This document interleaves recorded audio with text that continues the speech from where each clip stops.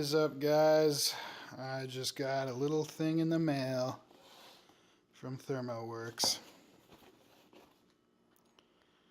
And I'm excited, man. This is the new smoke, so I figured what the hell I'll do an unboxing.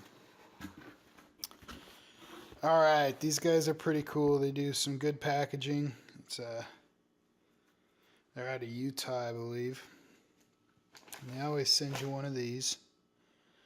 And in the last two packages, I also got some gummy bears. Looks like, yep, there they are. Or some jelly beans, that's right.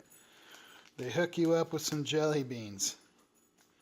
Little package like this, that's worth it.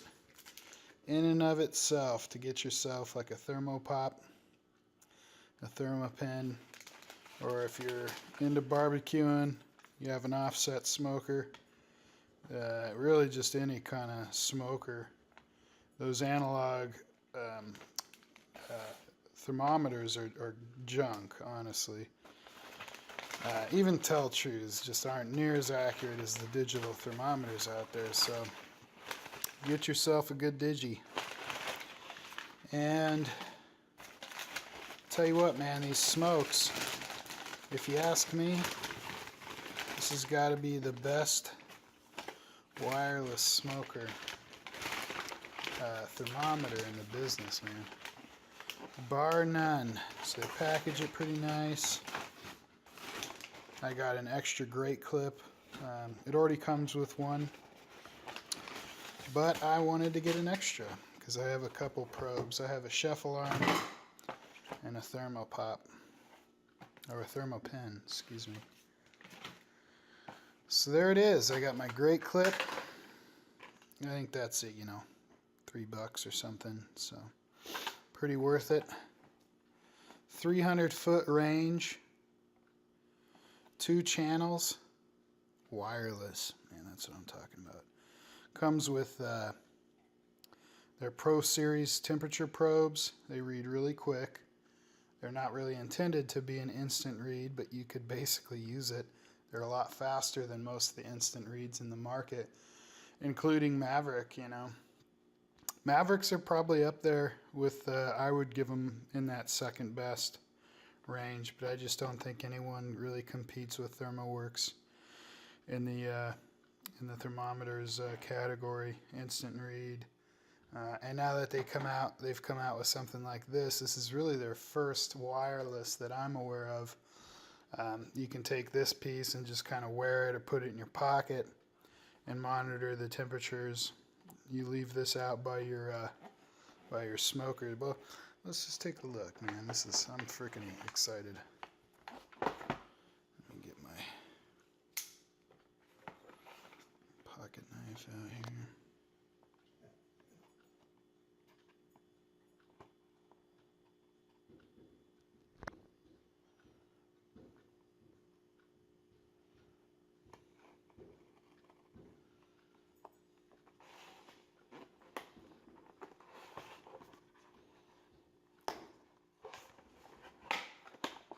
This thing is awesome.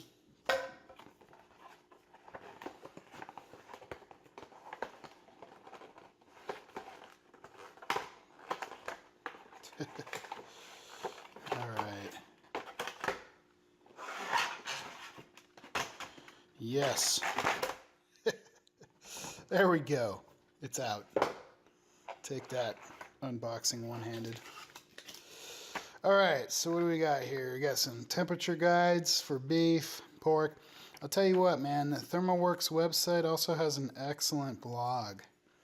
They talk about pellicle. They have really great articles on developing pellicle on your salmon, for smoked salmon. Just some great articles, man. They have really good ribs article out there. But that's what they got. So you got, you know, your temperatures. They talk about an interesting thing, you know, is poultry. They actually talk about turkey. They actually recommend pulling turkey at 157 and letting the turkey breasts at 157, and basically you let it come up to temp, you let it rest, and And, you know, I don't know if it ever really will hit 165, but carryover heat will definitely get it close to 165 while you're letting it rest. But what else is that I read is that, you know, basically if these things, if a piece of chicken sits at, you know, 160, let's say, if it sits at 160 for a minute, it's going to kill off the same amount of bacteria as it hitting 165 for a second.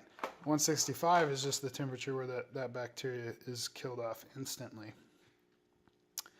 So that's just interesting stuff. You know, everyone thinks, oh, if you don't cook chicken to 165, you're risking salmonella, but you know, it's not necessarily true, and I wouldn't suggest playing around with it. But if you get it up to 160 and it's a big bird, you could probably take it off, let it rest in the oven, and it'll be fine, and it'll be a little bit more juicy if you don't like your turkey dry like I don't. I like it.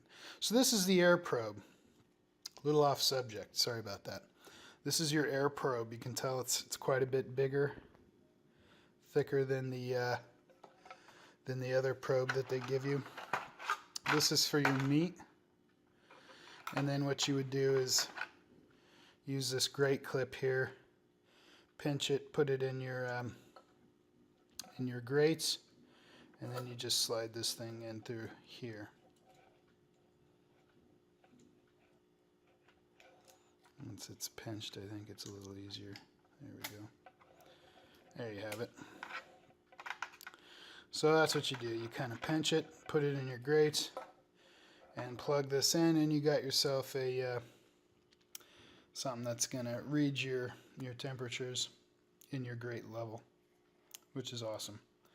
Again, I got an extra one because I want to get 2 digis and read from side to side, left to right, and see what my temperature difference is left to right with my new tuning plates. So I will definitely post a video with that. Little strap for this wireless remote.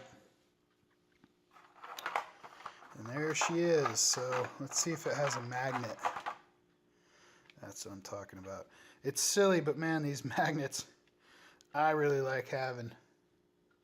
You can, on your pit, you know, most pits are steel.